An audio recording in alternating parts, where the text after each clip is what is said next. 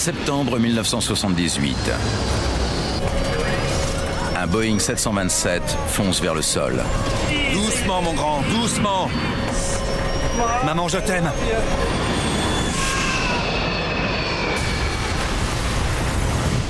San Diego est la ville où a eu lieu l'accident d'avion le plus meurtrier de l'histoire des États-Unis.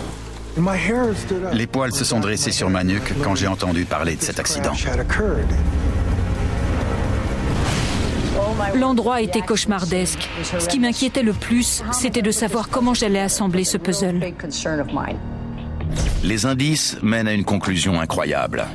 Oui, avant qu'on passe en vent arrière, je l'ai vu. Stop. Ce drame est peut-être dû Oui, avant qu'on passe en vent arrière, je l'ai vu à 1 heure. à une syllabe mal comprise.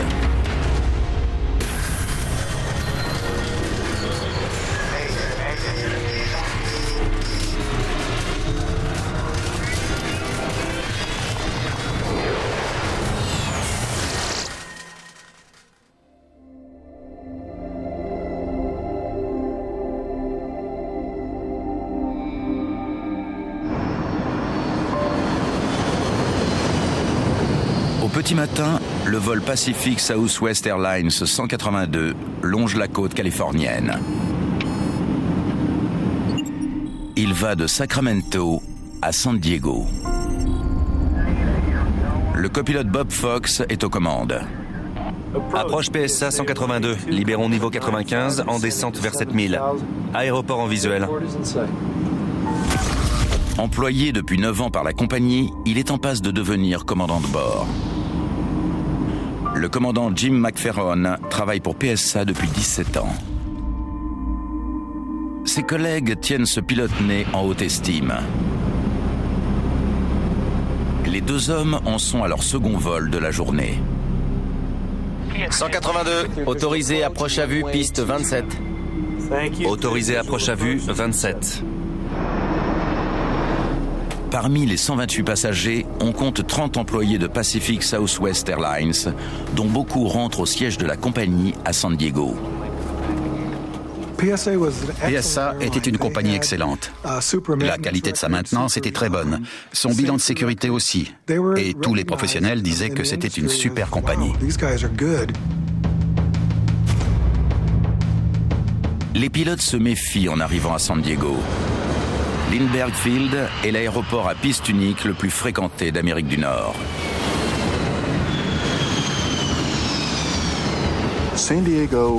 Atterrir à San Diego, c'est un défi à cause de la proximité du centre-ville et des obstacles qui sont autour. Il y a une très forte dénivellation autour de l'aéroport. Chez les habitués, même si certains pilotes n'aiment pas en parler, il y en a qui ont un peu peur. Et depuis toujours, on craignait qu'il n'y ait un accident grave.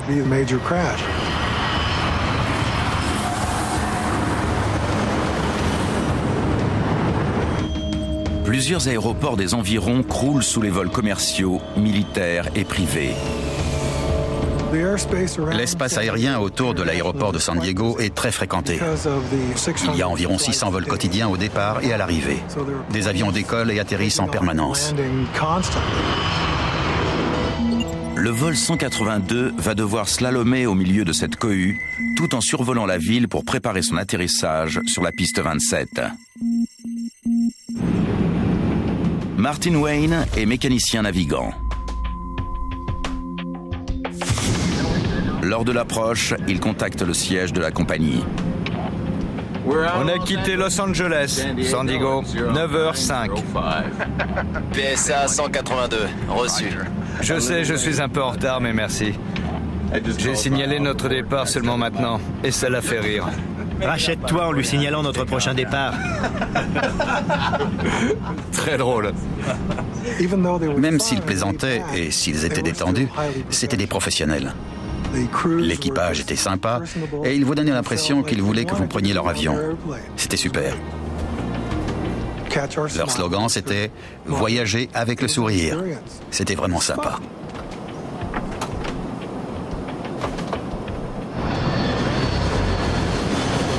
L'approche du vol 182 est gérée par un contrôleur d'approche installé dans un bâtiment qui se situe à 15 km au nord de l'aéroport.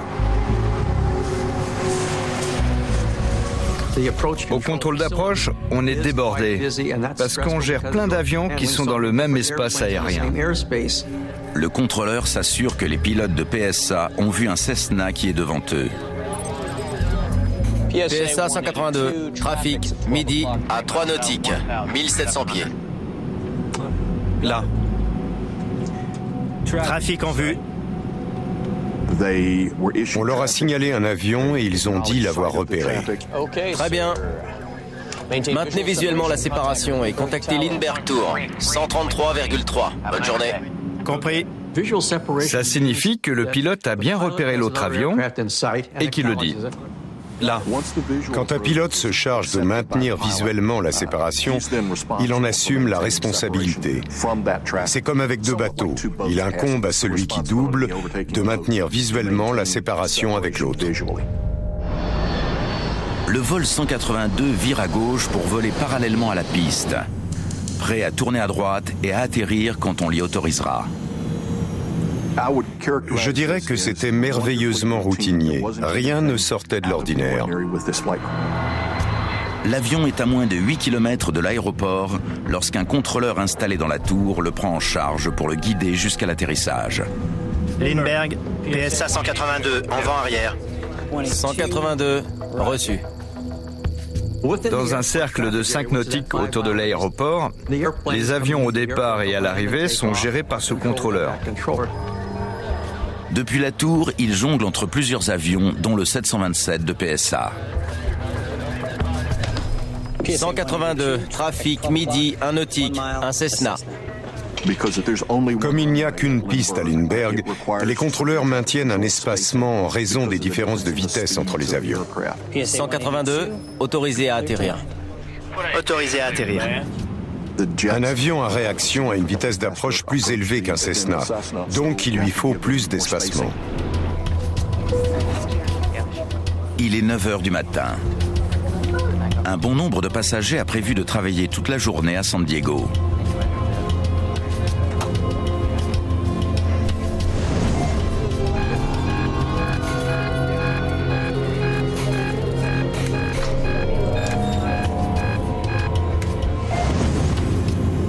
Sors le train.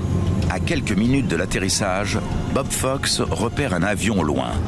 Il y en a un dessous. Je regardais celui qui approche là-bas.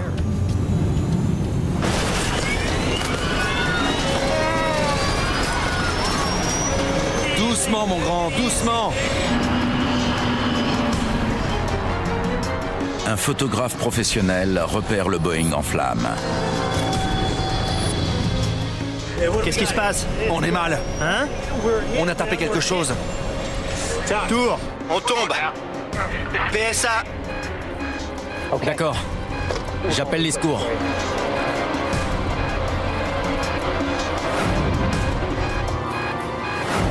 Le radar du contrôleur d'approche signale un abordage entre le 727 et le Cessna. Oh Jésus, il doit pleuvoir de l'aluminium.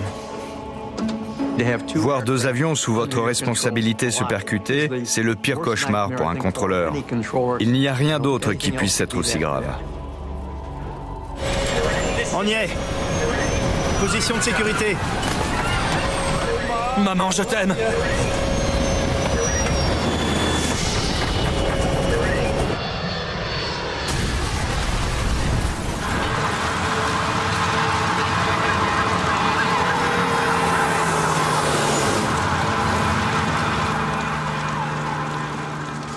Tout à coup, il est tombé et il y a une explosion de flammes. C'était incroyable.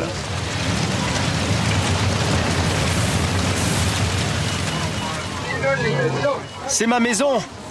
On ne peut pas s'approcher. Reculez. Les poils se sont dressés sur ma nuque quand j'ai entendu parler de cet accident.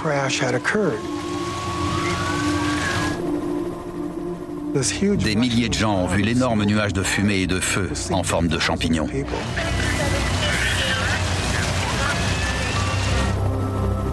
Deux avions se sont percutés et sont tombés sur San Diego. La ville est sous le choc. Pourtant, l'ampleur de la tragédie commence seulement à se dessiner.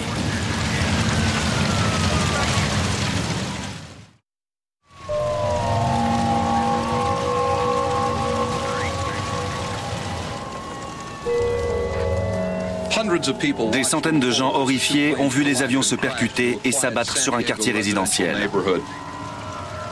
C'était le pire désastre qu'a connu le comté de San Diego. Un témoin a vu des corps tomber sur une voiture. 2 corps ont été éjectés de l'avion de PSA. Le premier a traversé le pare-brise et a tué la mère. L'autre a tapé à côté et tué le bébé de 4 mois. Les policiers ont recouvert les cadavres. Il n'y avait rien d'autre à faire. On craint qu'il n'y ait aucun survivant. L'avion de PSA est tombé à l'angle des rues Dwight et Nile. Le Cessna est tombé 6 pâtés de maison plus loin, près de la 32e et de Polk.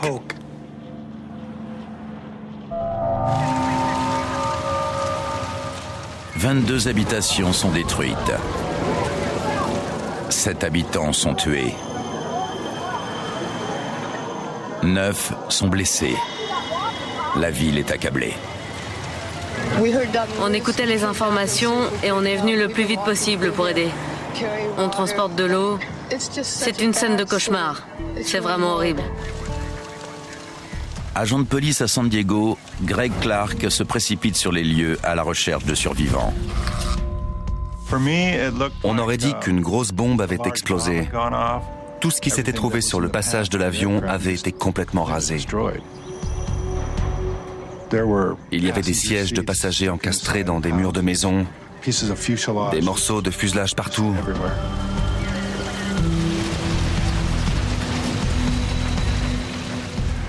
Je n'ai retrouvé aucun corps intact. Le NTSB, l'équivalent du bureau d'enquête et d'analyse, envoie une enquêtrice 2 heures après l'accident. Comme j'étais de service, c'est moi qui ai reçu l'appel du responsable de permanence de la FAA et il m'a informé qu'il y avait eu un abordage à San Diego. L'endroit était cauchemardesque. Des agents de police m'ont accompagné et ils m'ont présenté au capitaine des pompiers qui était responsable de l'épave. Des survivants? Ça faisait froid dans le dos. On se rendait compte que personne ne s'en était sorti. Les services médicaux ont été frustrés quand ils ont compris qu'ils ne pouvaient rien faire. Le bilan est de 144 morts, dont 7 se trouvaient au sol. C'est l'accident d'avion le plus meurtrier de l'histoire des États-Unis. Je ne m'étais pas du tout attendu à ça. Il y avait des tas de débris de tous les côtés, non seulement des morceaux d'avion, mais aussi de maisons. J'ai commencé par faire des photos et par prendre des notes. Ce qui m'inquiétait le plus, c'était de savoir comment j'allais assembler ce puzzle. Il faut d'abord s'assurer que l'avion de tourisme tombé plus loin est bien celui qui a percuté le 727. C'était évident. Il y avait des traces de peinture et des morceaux des 2 avions. Donc, oui, c'était un abordage. Ça ne faisait aucun doute. Mais une autre question se pose. Comment s'est-il produit ? À partir d'un tas de métal très abîmé, il fallait déduire quelle partie des avions s'était touchée. J'ai fait venir l'épave du Cessna à côté de l'autre. Posez ça ici, s'il vous plaît. Je voulais comprendre ce qui s'était passé. Finalement, on reconstitue les épaves dans un hangar. C'est un grand puzzle qu'on assemble une pièce après l'autre. Wally Funk enregistre autant de dépositions que possible tant que les souvenirs des témoins sont encore précis. Au cours de mes enquêtes, j'ai découvert que les jeunes jusqu'à 17-18 ans sont les meilleurs témoins. Parce qu'ils donnent une très bonne interprétation de ce qu'ils ont vu, pas de ce qu'ils croient avoir entendu ou de ce qu'ils croient avoir vu. Beaucoup de gens ont décrit ce qu'ils ont vu tomber. Qu'avez-vous vu exactement? Mais ces témoignages sont tous décevants. Vous n'avez pas vu l'abordage? Personne n'avait vu tout ce qui s'était passé. Les gens n'avaient regardé qu'après le boom. Le meilleur témoignage, c'est une séquence filmée par une équipe de télévision où on voit le Cessna plonger vers le sol. Le NTSB envoie une équipe en renfort qui comprend un enquêteur chevronné, Philip Hogg. Mettons-nous au travail. Vous avez fait beaucoup de recherches en vous concentrant sur le gros avion. J'ai été soulagée de voir les autres arriver. Le soutien technique était bienvenu. Et on s'est partagé les tâches. Donc, je vais m'occuper du Cessna. Pour en savoir plus à son sujet, les enquêteurs étudient ses activités de la journée. Le Cessna appartenait à une école de pilotage, dont l'un des élèves prenait un cours. Il y avait un instructeur et un élève pilote qui préparait sa qualification de vol aux instruments. Cet élève pilote avait fait 2 approches vers la piste 9 pour s'entraîner à ne se servir que de ses instruments.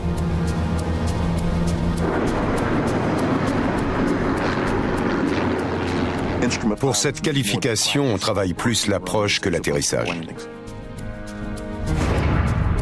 Et les médias se déchaînent. Beaucoup de gens ont pensé que l'accident était de la faute du Cessna, parce que c'était un élève pilote qui était aux commandes. Certains passagers et certains journalistes ont parfois une idée préconçue qui veut qu'un avion de ligne soit prioritaire quand il arrive ou qu'il quitte un aéroport. Mais ça ne marche pas comme ça. C'est le premier arrivé qui est le premier servi. Cependant, les gens voulaient comprendre comment, quand un gros porteur est sur son plan de descente lors de son approche, un petit avion pouvait se trouver sur sa route.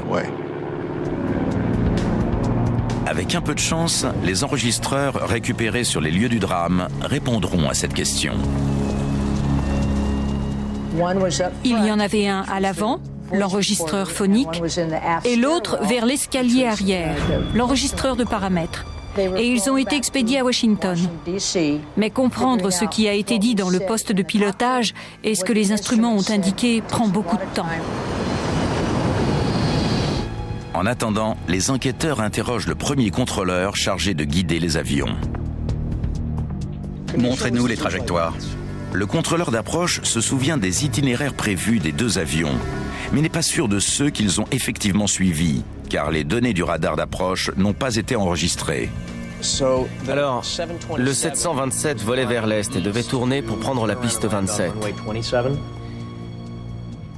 Le Cessna volait vers le nord-est, à plusieurs nautiques devant le 727, après avoir fait des tours de piste sur la 9. Il pouvait largement s'éviter. Comme j'étais allé plusieurs fois à Lindbergh en tant que pilote, je me suis demandé si les avions avaient été sur les bons caps, aux bonnes altitudes. Définir les trajectoires précises exige des calculs compliqués qui prennent notamment en compte les données d'un centre de contrôle aérien de Los Angeles. Entre-temps, une transcription des échanges des aiguilleurs du ciel avec les avions indique que chacun connaissait la position de l'autre. Bon, l'équipage de PSA a dit avoir vu le Cessna qui était encore à 3 nautiques. Les avions se trouvaient ici et ici. Là. Trafic en vue. Même chose du côté du pilote du Cessna. Trafic, 6 heures, 2 nautiques, route est. PSA en approche vers Lindbergh, quittant 3200 pieds. Vu? Les enquêteurs veulent savoir pourquoi les pilotes des 2 appareils se sont percutés alors qu'ils étaient au courant de la présence de l'autre et qu'un nouveau radar installé 1 mois auparavant est conçu précisément pour éviter ce genre d'incident. Le filet de sauvegarde a été mis en place pour éviter les abordages en prévenant les contrôleurs de l'imminence du problème. Il y a eu une alerte? Oui. Qu'on a ignorée. Pourquoi? Je l'ai signalé à mon chef de salle.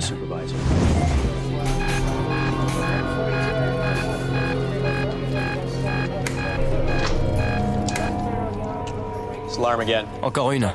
Mais PSA 182 m'a dit avoir vu le Cessna. On n'est pas censé appeler les pilotes qui volent à vue. Et on a droit à environ 13 alertes par jour, alors... Il a dit à son supérieur ce qui se passait. Mais il y avait tellement de fausses alertes que les contrôleurs n'ont pas tenu compte de celles-ci. Les contrôleurs n'interviennent pas, mais rappellent tout de même au Cessna un renseignement communiqué précédemment. Trafic à proximité. PSA vous a en visu. Il descend vers Lindbergh. On pourrait presque appeler ça un appel de politesse. Mais l'abordage a lieu à ce moment précis. Je pense qu'ils auraient dû surveiller ces deux avions d'un peu plus près. Ils ont été un peu cavaliers. Quand les enquêteurs interrogent le contrôleur de la tour pour comprendre pourquoi lui non plus n'a pas prévenu les avions de l'imminence d'un abordage, ils découvrent que pour surveiller le trafic, l'aiguilleur du ciel disposait d'un radar moins sophistiqué. La tour n'avait pas de filet de sauvegarde. Lorsque le contrôleur a vu les avions à 1500 mètres l'un de l'autre, il a prévenu le 727. 182, trafic, midi, un nautique, un Cessna. Il s'éloigne sur notre droite. Oui. Si un pilote dit « il s'éloigne sur notre droite », il prend la responsabilité de maintenir visuellement la séparation et le contrôleur n'a plus à s'en soucier. Après avoir interrogé les contrôleurs, les enquêteurs n'ont rien appris de plus qui leur permette de répondre à la question centrale concernant cet abordage. Lequel a percuté l'autre? Passons au transparent suivant pour voir où ça nous mène. Le calcul des trajectoires exactes permet d'obtenir la réponse. Le 727 a embouti l'arrière du Cessna ici. Le Cessna ne s'est jamais éloigné sur la droite. Il a toujours été devant le 727. Le Boeing de 91 tonnes qui volait à près de 300 km/h a détruit le petit Cessna, bien plus léger et bien plus lent. Le suivi radar fait apparaître un autre détail important. Juste avant l'impact, le Cessna s'est déporté sur la droite et s'est retrouvé sur le passage du 727. Pourquoi ce changement de cap? Les trajectoires des deux avions étaient telles que si le Cessna n'avait pas dévié, il n'y aurait pas eu d'abordage. L'examen du carnet de progression de l'élève pilote révèle une raison susceptible d'expliquer ce changement de direction. Il avait une visière. La visière est un accessoire utilisé lors des entraînements au vol aux instruments. Un pilote qui prépare sa qualification de vol aux instruments doit apprendre à voler en ne se fiant qu'aux appareils de bord. Donc, par beau temps, il faut masquer l'horizon extérieur. La visière était à cette distance de son visage pour qu'il ne voie pas à l'extérieur. L'enquêtrice se demande si la visière a fait dévier le pilote au pire moment. Le Cessna devait en effet se maintenir au cap 070. Cessna 7711 Golf, San Diego départ, au cap 070. Les pilotes surveillent leurs instruments pour maintenir leur cap. Il arrive qu'un élève dévie de son cap parce qu'il ne surveille pas ses instruments assez vite.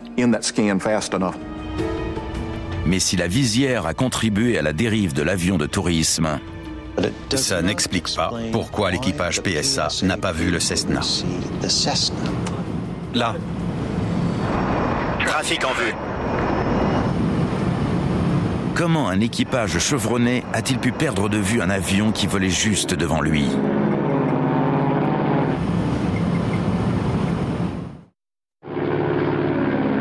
Les enquêteurs commencent à se dire qu'ils ne découvriront peut-être jamais pourquoi le pilote du Cessna a changé de cap et s'est retrouvé sur la trajectoire du 727.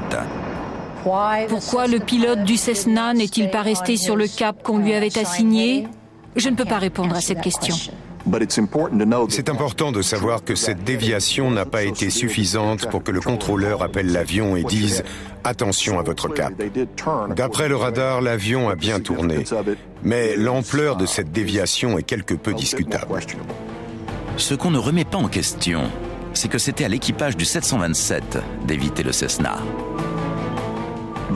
Lorsqu'il a confirmé qu'il voyait le Cessna, l'équipage PSA a pris la responsabilité de maintenir la séparation.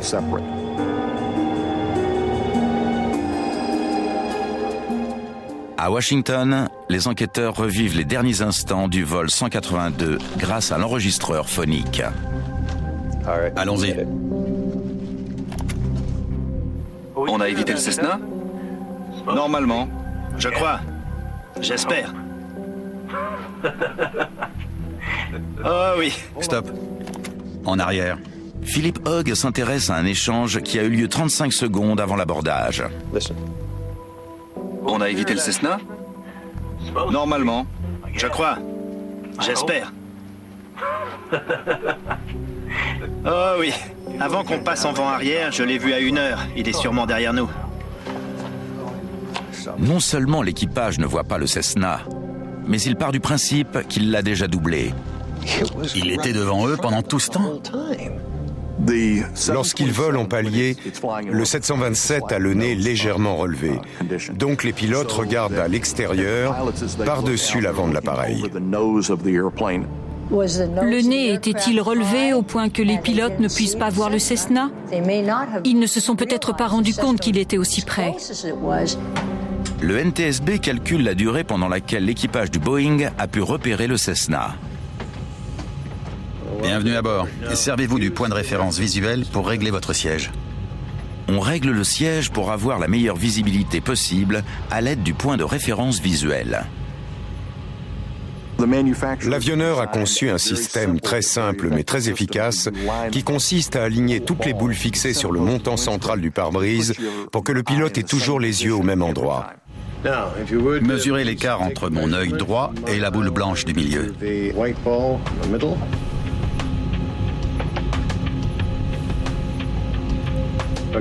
Entre mon œil et le sol. Une fois la position des pilotes déterminée, le photographe prend des clichés panoramiques du champ visuel de chaque membre d'équipage avec un appareil spécial. Bien, voyons ce que les pilotes ont vu. Philippe Hogg commence par le commandant.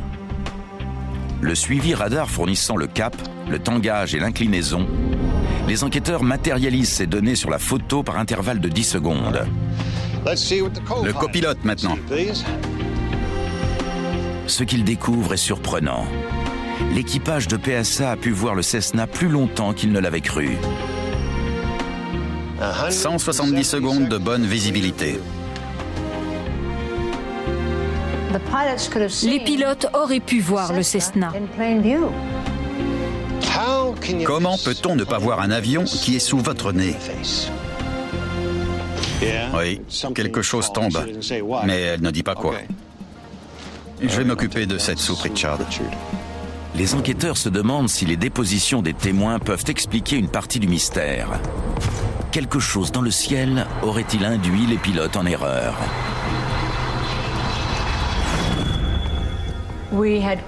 On avait réuni 220 dépositions. Mais 16 témoins seulement disaient qu'ils croyaient avoir vu un autre avion dans les parages.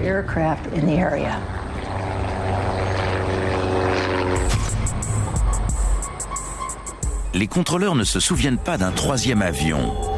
Mais beaucoup de petits aéronefs ne sont pas équipés de transpondeurs, l'appareil qui permet de les identifier. Sans transpondeur, le troisième avion n'apparaissait pas forcément sur le radar du contrôle d'approche. Les enquêteurs réécoutent les bandes de l'enregistreur phonique pour trouver la trace d'un troisième avion. Oh oui. Avant qu'on passe en vent arrière, je l'ai vu à 1 heure. Il est sûrement derrière nous.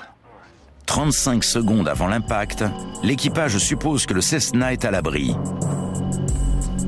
Mais l'allusion à 1 heure du commandant paraît étrange. La trajectoire des avions indique que le Cessna n'a jamais été à 1 heure. Le Cessna était à 11 heures. Alors, quel avion ont-ils vu? Le fait que le Cessna ait été signalé à 1 heure et non à 11 heures indique que le pilote a peut-être vu un autre avion, même si celui-ci était relativement loin. Un autre indice plaide en faveur d'un éventuel 3e aéronef. Il y en a un dessous. Je regardais celui qui approche là-bas. Et celui qui approche vole en sens inverse par rapport au Cessna accidenté. Ça laisse entendre qu'ils ont peut-être vu un autre avion. Lequel? On ne le saura peut-être jamais, même en tenant compte des 16 dépositions mentionnant un autre avion.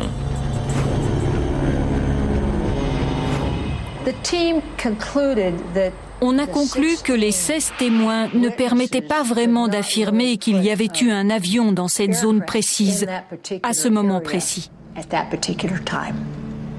L'étude du champ visuel indique que le Cessna est théoriquement resté visible pendant 170 secondes, près de 3 minutes. Alors pourquoi l'équipage du vol 182 l'a-t-il perdu de vue? Une fois de plus, les enquêteurs réécoutent l'enregistreur phonique. 3 nautiques au nord de l'aéroport, route nord-est, Cessna 172 en VFR, Arrêtez. montant vers 1400 pieds. 135 secondes avant l'impact, le contrôleur mentionne le Cessna pour la première fois. Repassez la bande. 2 minutes avant l'abordage, on notifie la position du Cessna aux pilotes du 727. Mais ces derniers n'ont pas encore repéré l'avion de tourisme. La silhouette du Cessna devait être difficile à distinguer, parce que les avions volaient à peu près à la même altitude et dans la même direction. L'œil humain repère bien les mouvements, mais pendant un bon moment, rien n'a bougé de l'autre côté du pare-brise. San Diego Opération. On est numéro 2 parce qu'on se donne plus. Le Cessna est visible depuis près de 80 secondes, mais l'équipage ne l'a pas repéré. 90 secondes avant l'impact, autre avertissement. D'après ce qu'on entend sur l'enregistreur phonique, je pense que leur conversation les a distraits. Écoutons. PSA 182, trafic, midi, à 3 nautiques, 1700 pieds. Là. Trafic en vue. Stop. 85 secondes avant l'impact, les pilotes du 727 repèrent le Cessna qui est devant eux.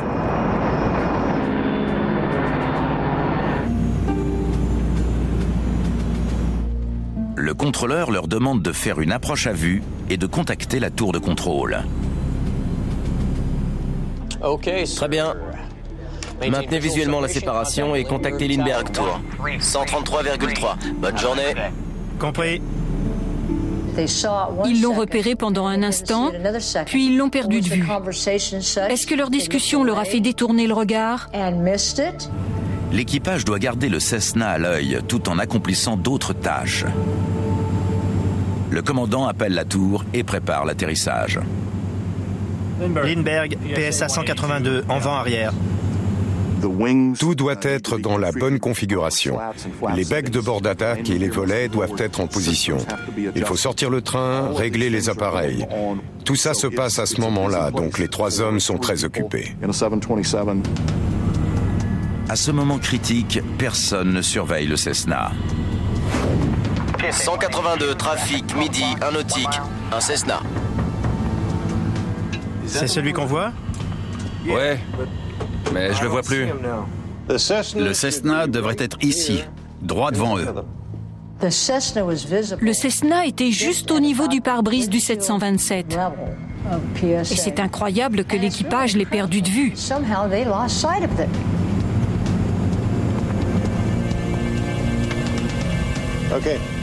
Montrez-moi comment vous réglez votre siège, s'il vous plaît.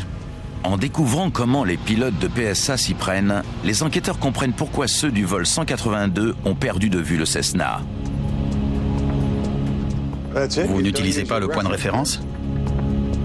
Utiliser le point de référence visuel de l'avionneur n'est pas obligatoire. Les enquêteurs se rendent compte que beaucoup de pilotes règlent leur siège comme bon leur semble.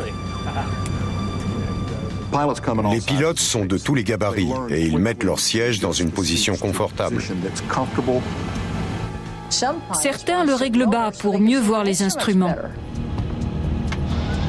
Les enquêteurs recalculent la position du Cessna à travers le pare-brise en fonction du nouveau réglage du siège.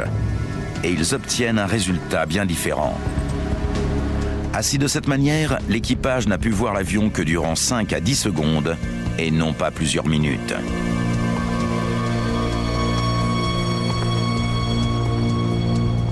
« 5 secondes, pas plus. » Le Cessna s'est retrouvé trop bas sous le nez du 727 pour que les pilotes puissent le voir. S'ils avaient bougé la tête, ils l'auraient peut-être remarqué, mais l'avion était sous le rebord du pare-brise. Jouons à qui trouve le Cessna. Même si un des pilotes de PSA s'est penché en avant, il a dû avoir du mal à retrouver le Cessna. Il était camouflé. L'avion devient plus difficile à voir et le paysage complique encore les choses parce qu'il y a des toits foncés et clairs, des routes, des lacs, des arbres. L'arrière-plan change en permanence et le Cessna se déplace dessus. C'est celui qu'on voit? Ouais, mais je le vois plus. Le Cessna vole désormais trop près pour que les pilotes puissent le voir sans se pencher en avant. Et il évolue sur un arrière-plan qui le rend difficile à repérer. PSA 182, autorisé à atterrir. 182, autorisé à atterrir. L'abordage est imminent. Et les 6 hommes qui vont y être mêlés n'en ont pas conscience. L'élève pilote est aveugle. Et son instructeur n'a pas remarqué que l'avion a dévié de son cap. Pour l'équipage du 727, le Cessna est dans un angle mort. Mais les 2 contrôleurs partent du principe que les pilotes le voient et vont l'éviter. Il n'y a plus qu'une chose qui puisse encore empêcher l'accident et sauver la vie de 144 personnes. Le commandant de PSA aurait dû dire à la tour qu'il ne voyait plus le Cessna. Jim McFerron mentionne bien le Cessna à la tour. Mais un malentendu à propos d'un mot va s'avérer fatal. Dans 70 secondes, l'abordage va avoir lieu au-dessus de San Diego. 182, trafic, midi, un nautique, un Cessna. Volet à 5. C'est celui qu'on voit? Ouais, mais je le vois plus. Tout dépend de la façon dont le commandant va relayer cette incertitude à la tour. Il était là-bas il y a 1 minute. Mais ça n'est pas clair. 182, reçu. Et le contrôleur suppose que le Cessna est bien visible. Quand l'équipage de PSA a perdu le contact visuel, il aurait dû dire au contrôleur « Je ne vois plus le Cessna ». Ne sachant pas trop où est l'avion de tourisme, le commandant réessaie d'expliquer la situation. Il s'éloignait sur notre droite. Le commentaire du commandant indique que les pilotes à ce moment-là ne sont pas sûrs de le voir. Le contrôleur pourrait obliger un des avions à changer de trajectoire, mais il ne fait rien. C'est très difficile de déterminer ce que l'échange entre le contrôleur aérien et l'équipage PSA a signifié pour chacun des pilotes.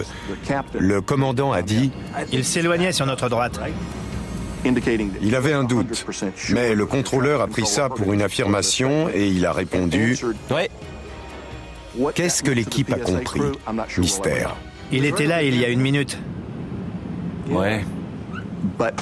Quoi qu'il en soit, la situation a suffisamment convenu au pilote pour qu'il poursuive l'approche et elle a suffisamment convenu au contrôleur qui n'a rien ajouté de plus. Pour savoir pourquoi le contrôleur n'est pas intervenu, les enquêteurs comparent 2 enregistrements des échanges entre le commandant et l'aiguilleur du ciel. L'enregistrement de la boîte noire d'abord. Il s'éloignait sur notre droite. S'éloigner. J'avais cru entendre s'éloigne. Revérifions.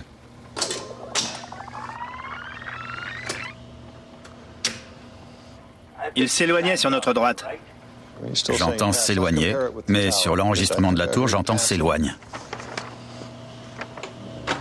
Et là, surprise. Il s'éloigne sur notre droite. S'éloigne. J'avais raison. Ça ressemble à s'éloigne. Avec les parasites, le contrôleur a entendu s'éloigne et non s'éloignait. Cette différence a peut-être scellé le sort des deux avions. S'éloigne. Ça change tout. Il est possible que le commandant du vol 182 ait dit une chose et que le contrôleur en ait entendu une autre. Il s'éloigne sur notre droite. Oui. Ça explique pourquoi le contrôleur n'est pas intervenu. S'il avait entendu, il s'éloignait sur notre droite. Il aurait constaté sur son écran radar que les pilotes faisaient erreur et qu'ils n'avaient en fait pas encore doublé le Cessna. Le contrôleur a compris, il s'éloigne, comme si les pilotes étaient en train de regarder le Cessna. Il a cru que le pilote prenait la responsabilité de maintenir la séparation, et lui ne s'en est plus soucié. Au printemps 1979, les enquêteurs désignent les fautifs. La conclusion du rapport du NTSB est très claire. De toute évidence, l'équipage du 727 n'a pas vu le Cessna, ce qui l'a empêché de changer de direction pour éviter un accident catastrophique. Lorsqu'ils ont perdu l'avion de tourisme de vue, les pilotes de PSA avaient pour responsabilité d'annoncer au contrôleur « On ne voit plus le Cessna », mais ils n'ont rien dit. L'élève pilote aussi a été un facteur, car il a changé de trajectoire sans avertir la tour. Les deux contrôleurs sont la cible de critiques, pour n'avoir ni suivi la procédure, ni transmis le cap du Cessna.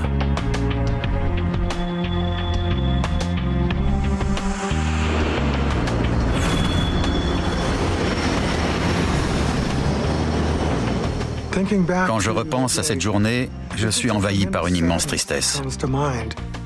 Les accidents, ça arrive, on le sait. Sauf que celui-ci était évitable, mais qu'il a quand même eu lieu.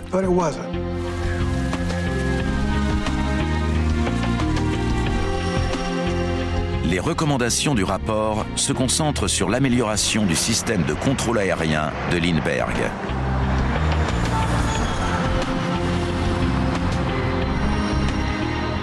Les procédures ont changé. Une région de contrôle terminal a été créée. On a fortement limité le type d'avion qui pouvait circuler et à quelle altitude. On a instauré beaucoup de restrictions à Lindbergh pour rendre la navigation plus sûre après cet accident. On a quitté Los Angeles, San Diego, 9h05. PSA 182, reçu. J'ai signalé notre départ seulement maintenant et ça l'a fait rire. Rachète-toi en lui signalant notre prochain départ. On a instauré également des réglementations nouvelles au sujet des conversations autorisées dans le poste de pilotage lors des phases de vol en dessous de 10 000 pieds. La réglementation actuelle prévoit que ces conversations se limitent au pilotage de l'avion. À l'époque de l'accident du vol 182, cette réglementation n'était pas en vigueur. Ce drame a également incité la FAA, l'aviation civile américaine, à chercher des technologies nouvelles. 3 ans après l'accident, en 1981, un appareil anti-collision appelé TCAS a été mis à l'étude. Installé aujourd'hui sur tous les avions de ligne, il prévient les pilotes lorsque 2 aéronefs se rapprochent trop l'un de l'autre.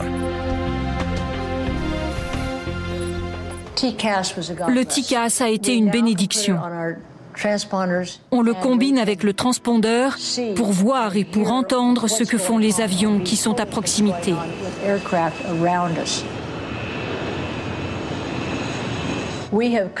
On a fait de gros progrès pour rendre l'aviation plus sûre et pour que les usagers sachent que leur avion va les conduire à bon port.